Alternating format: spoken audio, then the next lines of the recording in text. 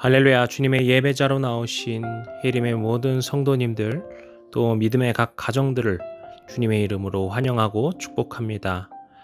7월 2일 주일입니다. 오늘은 맥주 감사 주일이기도 하죠.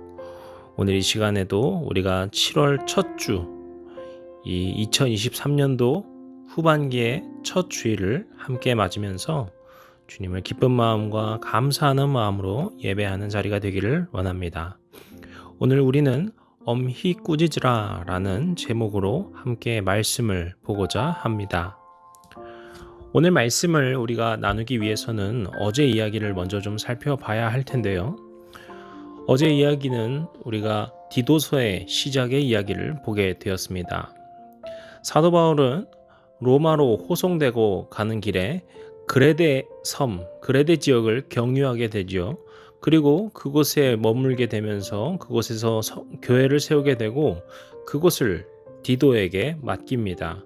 그리고 그에게 그곳에서 장로를 세우라는 사명을 주게 되죠. 그리고 어제 말씀을 통하여서 디도에게 장로를 세우는 기준이 무엇인지 그 기준을 알려주는 것을 우리가 말씀을 통해서 나누었습니다. 그래서 그 기준 가운데에서 보았던 장로는 어떤 사람이었습니까? 우리가 보다시피 먼저는 교회에서 존경받는 사람들이었죠.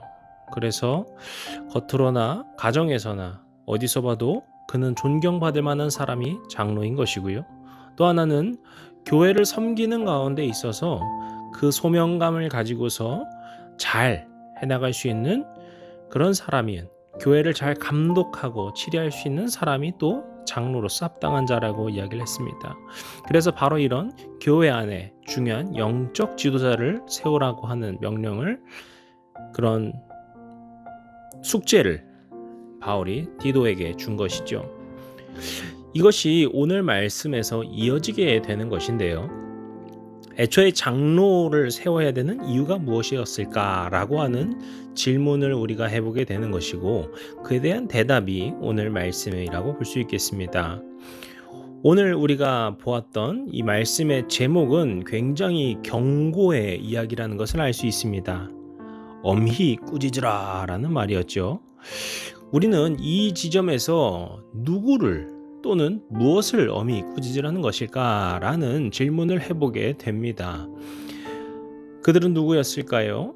불순종하고 헛된 말을 하며 속이는 자들, 항상 거짓말쟁이며 악한 짐승이며 배만 위하는 게으름뱅이 같은 사람들,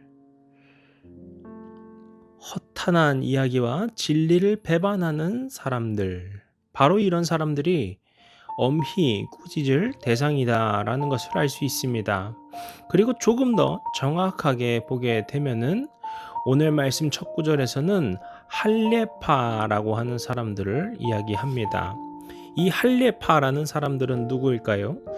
우리가 지난번에 로마서 말씀을 나눴었죠. 거기서도 보면 로마 교회에 여러 어려움이 있었던 것을 우리가 볼 수 있었습니다. 그런데 그 중에서 가장 문제되는 것이 무엇이었습니까? 그리스도를 믿는다고 하는데, 그러면서도 그리스도의 구원 외에 할례를 받아야지 진정한 구원을 받는다라는 식으로 주장을 하는 자들이었습니다. 그래서 이러한 사람과 동일한 사람 혹은 비슷한 부류의 사람들이 바로 오늘 말씀에 나오는 할례파라고 할 수 있겠습니다. 바로 이 할례파들은 교회에 들어와서 교회를 혼란에 빠뜨리는 자들이었고요. 그렇게 교회 안에 분열을 초래하는 사람들이었습니다. 그래서 장로가 필요했던 것입니다. 이러한 상황들 속에서 이러한 악독한 사람들 가운데에서 교회를 지키기 위해, 믿음의 가정을 지키기 위해, 믿음 위에 교회가 잘 세워질 수 있도록 필요한 것이 바로 영적 지도다, 그리고 디도를 도울 바로 동역자와 같은 장로들이었던 것이죠. 그래서 어제 말씀과 같이 사도 바울이 장로를 세우는 기준을 알려주면서 장로를 세워야 되는 것을 말한 것을 알 수 있습니다. 이런 점에서 우리는 교회 안에 문제를 일으키는 사람들로 인해서 초대교회가 얼마나 많은 어려움을 겪었는가를 또한 알 수 있게 됩니다. 그리고 11절에 보시게 되면은요, 이들이 벌이는 위협이 어떤 위협이었는지 말하는데요. 11절에 보시면 어떻게 말합니까? 마땅하지 아니한 것을 가르쳐 가정들을 온통 무너뜨리는도다. 이 말은 우리가 지금 가정 예배를 만약에 드리시고 가정 안에서 드리고 계신다면은 어떻게 보면 더 경각심을 느껴야 될 이야기일 것입니다. 어제 말씀에서 장로의 조건을 보시게 되면은 장로를 어떤 존경받는 자들이어야 된다라고 말씀드렸는데요. 그 존경의 기준에 보시게 되면은 건강한 가정이라는 조건이 있었던 것을 알 수 있습니다. 어떤 아내여야 하고 또 자녀들이었대야 하는 그런 건강한 가정이 중요한 조건이다라는 것을 알 수 있죠. 이것 역시 바로 오늘 말씀의 배경 속에서 나오는 것입니다. 이 할례파들의 이야기로 인하여서 가정 안에서도 불화나 분열이 생긴 것이죠. 그렇기 때문에 믿음의 가정들이 무너지고 어려움을 겪게 되는 일이 생긴 것입니다. 그 가운데에서 장로들, 영적 지도자들은 어떤 역할을 하는 것입니까? 그들의 롤 모델이 되는 것입니다. 우리의 가정도 저런 가정이 되면 좋겠다.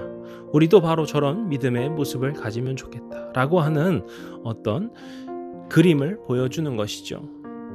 그러면서 오늘 이야기는 계속해서 우리에게 이런 조심할 것을 이야기하는 것을 알 수 있습니다. 오늘 말씀을 먼저 우리가 묵상하는 가운데에서 참 이런 생각이 듭니다. 우리 삶에서도요, 생각해 보면은 우리 믿음 가운데에도 참 여러 가지 시험거리들이 있고요.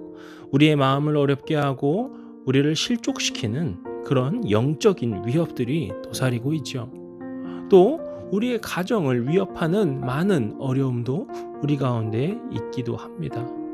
우리가 이런 가운데에서 우리의 가정을 믿음으로 지키는 것, 우리 교회 공동체를 건강하게 세우는 것, 우리의 믿음을 주님 안에서 굳건히 세우는 것은 무엇일까요? 바로 우리가 주님 앞에 온전히 더욱더 나아가는 것이겠죠. 그렇게 장로를 세워서 우리가 나아가는 것은 결국 무엇입니까? 주님께로 나아가는 것입니다. 주님 안에서 변화되는 것입니다.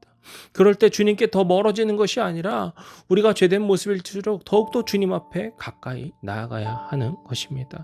그래서 오늘 말씀에서 우리가 이런 믿음의 가정 혹은 우리의 믿음을 지키기 위하여서 어떻게 하는지를 말해 주는 것인데요. 그것이 앞서 우리가 말한 오늘 말씀 제목이기도 하고 본문 13절에도 나온 엄히 꾸짖으라 라고 하는 말입니다. 엄히 꾸짖으라 라고 하는 말을 우리가 좀 뜯어서 보게 되면은 이 꾸짖다 라고 하는 표현을 우리가 생각해 볼 필요가 있는데요. 이 단어는 헬라어로 엘렌코 라고 하는 단어입니다. 그런데 이것은요, 법적 용어로서 유죄를 선고한다는 뜻이고요. 이것을 조금 더 기본적인 언어, 가장 원초적인 언어로 가져가게 되면은 빛으로 가지고 온다, 빛으로 노출시킨다라는 뜻이 있습니다. 그러니까 이 엄히 꾸짖으라 라고 하는 것을 우리가 잘못 생각하게 되면은 막 화를 내고 너 이거 이렇게 하는 것이라고 생각할 수 있는데요. 교회를 분열시키려고 하고 믿음의 가정들의 불화를 만드는 그런 자들에 대하여서 가장 우리가 중요시해야 되는 것은 무엇입니까? 바로 그들의 그 죄됨을 밝히는 것입니다. 이것은 우리 스스로의 죄에 대해서 어떻게 대해야 되는지도 알려주고 있는 말씀이기도 합니다. 우리가 죄의 문제 가운데 있을 때, 우리의 죄로 어려움이 있을 때 어떻게 해야 됩니까? 빛 대신 주님 앞에 가지고 나와야 됩니다. 죄를 숨기는 것으로서는 결코 아무것도 해결되지 않습니다. 또 누군가의 죄를 바라보고 그것을 그저 묵인하는 것도 어떠한 해결이 될 수가 없습니다. 사도 바울이 디도에게 말하는 엄히 꾸짖으라는, 엄히 그 죄를 밝히라라고 하는 그 의미 가운데에서는 누군가에게 공공연한 자리에서 그것을 막 꾸짖어가지고 수치심을 주라는 의미가 아니라 바로 그 죄에 대한 민감성을 가지고서 그 죄에 대해서 밝혀질 수 있도록, 그것이 주님 앞에 가지고 나아가질 수 있도록 돕고 노력하고 실천하는 목회자가 되어야 된다. 이것을 사도 바울이 알려주는 것입니다. 이것은 우리 가정의 영적 생활에서도 매우 중요하다고 생각이 됩니다. 또 우리의 믿음 생활 가운데서도 너무나도 중요한 메시지라고 봅니다. 우리가 우리의 죄를 어떻게 해야 됩니까? 우리는 십자가 앞에 그것을 가지고 가야 합니다. 앞서 말한 것처럼 우리의 죄를 숨기는 것으로는 어떠한 답을 찾을 수 없습니다. 오히려 죄를 숨기게 되면은 그것은 그 어두움 속에서 더 크게 자랄 수밖에 없겠죠. 그렇다고 또 말씀드린 것처럼 그렇다고 남의 죄에 대해서 그걸 바라보면서 비판하거나 손가락질하면서 수치심을 주는 것, 당연히 그것도 좋은 방법이 될 수가 없습니다. 우리가 할 것은 그 죄를, 우리의 죄를 먼저 스스로 돌아보면서 그것을 주님께 늘 가지고 나아가서 주님 안에서 깨끗함을 입고 주님 안에서 거룩해지고 경건해지는 과정을 우리가 살아가는 것이고, 우리가 그것을 또 인식하고 민감함을 가지고서 살아가야 한다는 것입니다. 그렇게 우리가 죄를 밝히는 가정으로서, 죄를 밝히는 주님의 공동체로서, 죄를 숨기지 않는 주님의 자녀로서 살아갈 때 우리 가운데 놀라운 주님의 능력이 임할 줄로 믿습니다. 오늘 우리의 가정 가운데에서 우리가 함께 우리 서로의 죄에 대해서 혹 밝히지 못한 것이 있다면 그것을 혹 나누어 보면서 주님, 저의 죄를 용서하여 주시옵소서.